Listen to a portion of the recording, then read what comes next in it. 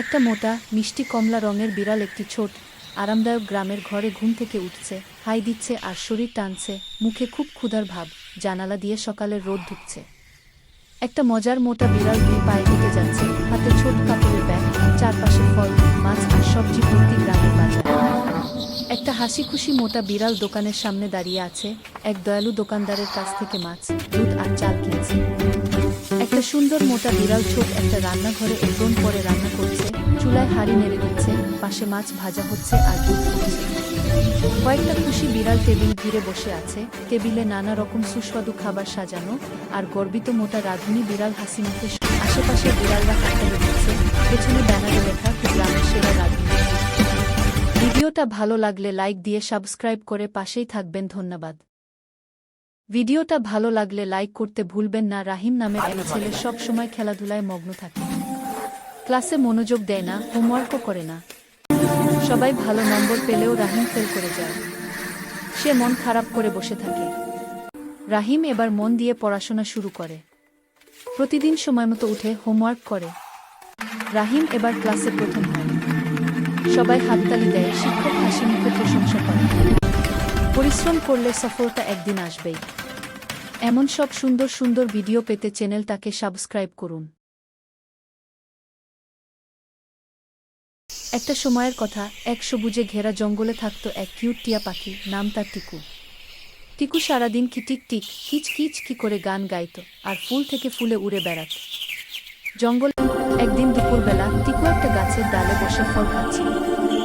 হঠাৎ নিচ থেকে একটা শব্দ পেয়ে নিচে তাকিয়ে দেখে একটা সাপ গাছের গোড়ায় উত্তেজনা মুখে হাসি নিয়ে বলল, ভয় পেও না, আমি তোমার ক্ষতি করব না, সারাদিন কিছু খাইনি। সবাই আমাকে দেখে ভয় পায়, কেউ কথা বলে না। ওর মায়া হলো, সে গাছ থেকে একটা পাকা পেয়ারার টুকরো ছিঁড়ে এনে সাপটার দিল। সেদিন থেকে টিকু আর সাপটা, যার নাম ছিল নাগু, একে অপরের বন্ধু হয়ে গেল। একদিন জঙ্গলে আগুন লেগে গেল, সব পশু পাখি ছুটে পালাচ্ছে। টিকু গাছে আটকে গেল ধোয়ার মধ্যে। তখন নাগু এসে নিজের শরীর দিয়ে গাছের ডাল বের করে দিল আর টিকুকে নিজের পিঠে বসিয়ে নিরাপদ জায়গায় নিয়ে গেল। টিকু উড়ে এসে নাগুর গালে ঠোঁট দিয়ে বলল, তুমি শুধু আমার বন্ধু নও, আমার। একটা ছোট্ট গ্রামের হাটে সকালবেলা বেশ ভিড় জমেছে। মাছের দোকান থেকে এক মিষ্টি গন্ধ ভেসে আসছে। এই গন্ধেই গাছের আড়ালে বসে থাকা এক দুষ্টু বিড়ালের চোখ চকচক করে উঠল। দাঁত দিয়ে একটা বড় ইলিশ মাছ মুখে ধরে ফেলল। তারপর কি দেখল, এই আমার মাছ, চোর, বিড়াল চুরি করছে, চেঁচিয়ে উঠল হরিদাস। চারপাশের মানুষ তাকিয়ে দেখল, একটা ধূসর বিড়াল মুখে মাছ নিয়ে গলির দিকে ছুটছে। সবাই লাঠি হাতে বালতি হাতে ধাওয়া শুরু করল। টুনটুনি দৌড়াচ্ছে, মাছ এখনো মুখে শক্ত। কোন ছাদের কোণে বসে নিশ্চিন্তে মাছের টুকরো কামড়ে খাচ্ছে, চোখ বুজে উঠছে। শেষে সূর্যের আলো তার গায়ে পড়ল, মাছের শেষ কাটা ফেলে টুনটুনি একটা মিষ্টি খেয়ে ম্যাও ই করে হাই তুলে ঘুমিয়ে গেল।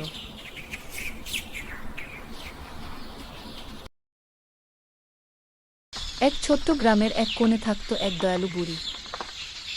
কিন্তু সে একা ছিল না, তার তিনটে দুষ্টু কুকুর ভালোবাসত।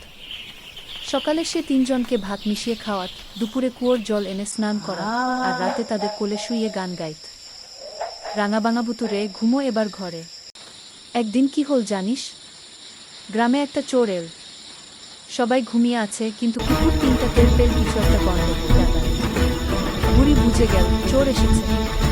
তিন কুকুরকে নিয়ে সে এমন একটা চাল চালো যে চোর হা হয়ে, আর ভূতু ভয় পেতে চোর ভয় পেয়ে পালিয়ে গেল। পরের দিন গ্রামের সবাই বুড়ির বাড়িতে এল, বলল, তোমার তিন কুকুর না থাকলে আজ গ্রামেই ডাকাতি হতে পড়ত। বুড়ি হেসে বলল, ওরা আমার ধন, আমার পরিবার। জঙ্গলের ভেতরে এক শক্তিশালী বাঘ থাকত। বনে বাঘটি ধীরে ধীরে হরিণের দিকে এগোতে লাগল। কিন্তু হরিণটা ছিল খুব বুদ্ধিমান। সে বুঝতে পারল কেউ তার দিকে তাকিয়ে আছে। সে সঙ্গে সঙ্গে নদীর দিকে দৌড় দিল। বাঘটিও পেছনে দৌড়াতে লাগল, কিন্তু নদীতে পৌঁছে বাঘটি থেমে গেল, কারণ বাঘ সাঁতার জানে না।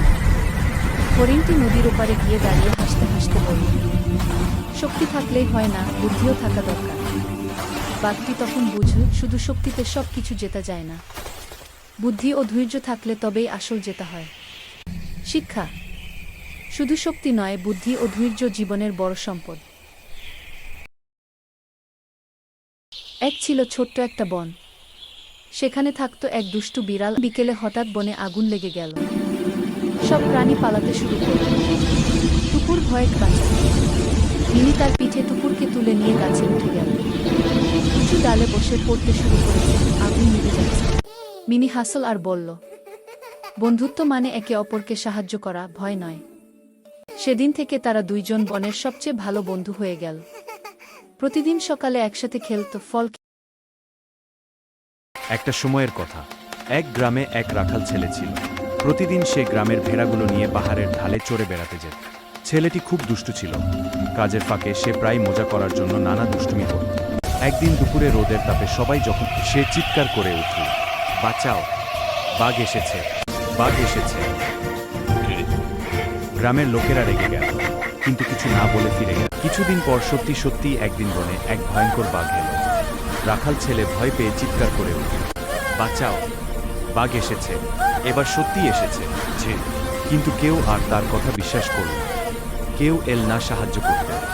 বাঘ এসে তার ভেড়াগুলো নিয়ে গেল। রাখাল এক ছিল এক গরিব কৃষক। তার ছোট্ট একটা খামার ছিল। সেখানে কিছু গরু, হাঁস মুরগি আর একটা পুরনো ঘর। দিন কাটত কষ্টে, তবুও কৃষক ছিল সৎ আর পরিশ্রমী। একদিন সকালে সে দেখে তার মুরগিটা একটা অদ্ভুত ডিম দিয়েছে। ডিমটা চকচক করছে, ঠিক যেন সোনা। ধীরে ধীরে তার জীবনে সুখ ফিরে এল। সে ভাবল, যদি মুরগিটার পেটে অনেক সোনার ডিম থাকে, তাহলে আজই সব বের করে নেব। সে দেরি না করে ছুরি নিয়ে মুরগিটাকে কেটে ফেল, কিন্তু ভেতরে কিছুই পেল না, না সোনা না ডিম। তখনই কৃষক বুঝল তার ভুল। তার একমাত্র সোনার ডিম পাড়া মুরগিটাকেই সে নিজের হাতে হারিয়ে ফেলেছে। সবুজে ঘেরা এক শান্ত গ্রামে থাকতো এক কৃষক, নাম তার রহিম। ছোট্ট এক ঘর, পাশে ধানের খেতে। প্রতিদিন সকালে রহিম খেতে যেত লাঙল নিয়ে, আর একদিন রহিম তার পুরনো জমিতে নতুন করে চাষ শুরু করল। মাটি খুঁড়তে খুঁড়তে হঠাৎ তার লাঙলের নিচে কিছু শক্ত জিনিস আয়েশাকে ডেকে আনছে। তারা দুজন মিলে বাক্সটা খুলল। ভেতরে ঝলমল করছে সোনা। তারা সিদ্ধান্ত নিল, এই গুপ্তধন নিজেদের সুখের জন্য নয়, গ্রামের সবার মঙ্গলের জন্য ব্যবহার করে। গোটা গ্রাম খুশিতে ভরে উঠল। সবাই রহিমকে বলল, তুই শুধু গুপ্তধন পাইনি, তুই পেয়েছিস